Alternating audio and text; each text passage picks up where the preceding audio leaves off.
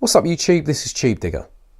In this video I'm going to show you a workaround for a feature that's not yet implemented into the MPC, which I would call program choke.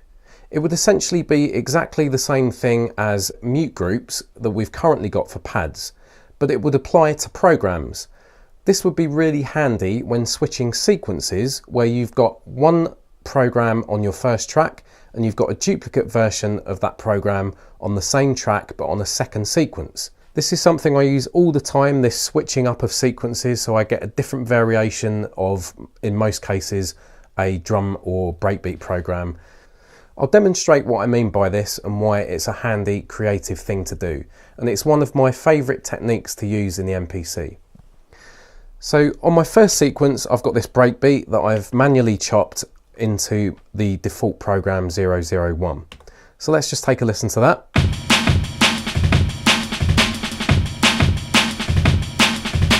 So let's now copy that sequence to sequence 2. And now the next thing that I do is I duplicate the program. So I'm duplicating it onto the same track. Now I would go to the program editor and let's just make a simple change to the entire program. I'm going to increase the semitones up to +3. So now we've got this breakbeat sounding like this. And on our first sequence we've got the original, which sounds like this. Now this is where program choke would be handy. Let's listen what happens when we switch sequences.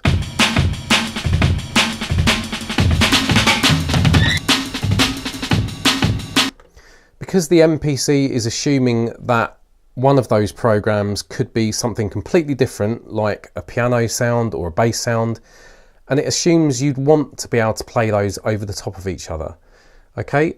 Which is completely understandable and how it should work. But if we could actually have the option of adding these to a particular mute group, then we could do this trick or this technique. So this is the workaround for it. Let's go back to our first sequence. Let's go to Program Edit and let's look at the default sample playback setting, which is one shot. That means all our pads will play back for their entirety. Because I've chopped them manually, we're going to get the rest of the sample playing after every single chop. This means that our last pad, which is this one, let's just take a listen to what happens when we switch sequences.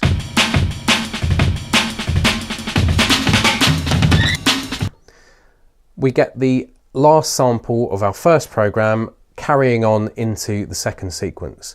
Now this is handy if you've got drones or sound effects or pads that you want to drift over into the next sequence. But with drums and breakbeats where you might want things really super tight and super mechanical, where you do a switch up, you want them to chop each other off in the same way that pads can chop each other off. So let's go back to the program editor. Let's now change the sample playback behavior to note on. Note on will now play the samples back for as long as you physically press the pad,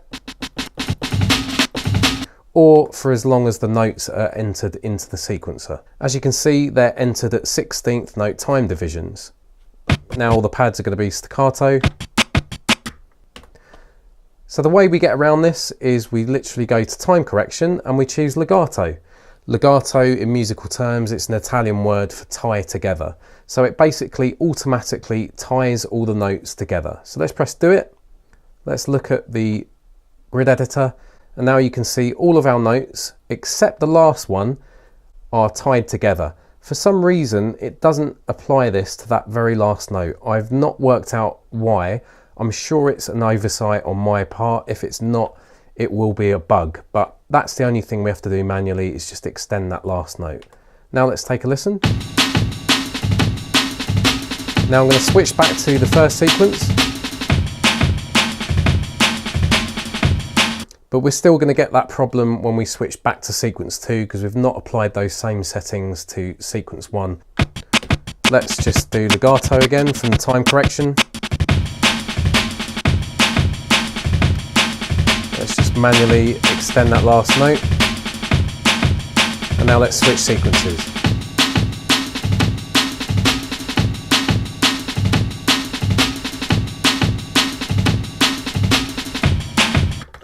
And that's it guys, that's how you can emulate what I would call program choke.